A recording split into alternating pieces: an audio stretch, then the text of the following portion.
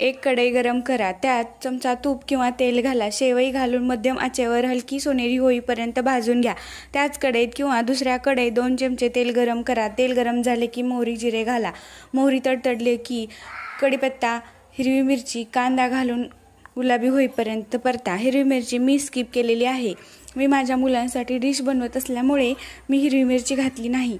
कांदा परतल्यानंतर चिरलेले गाजर, तुम्ही तुमच्या आवडीनुसार इतर भाज्या घालू शकता. हळद आणि चवीनुसार मीठ घालून चांगले मिसळा.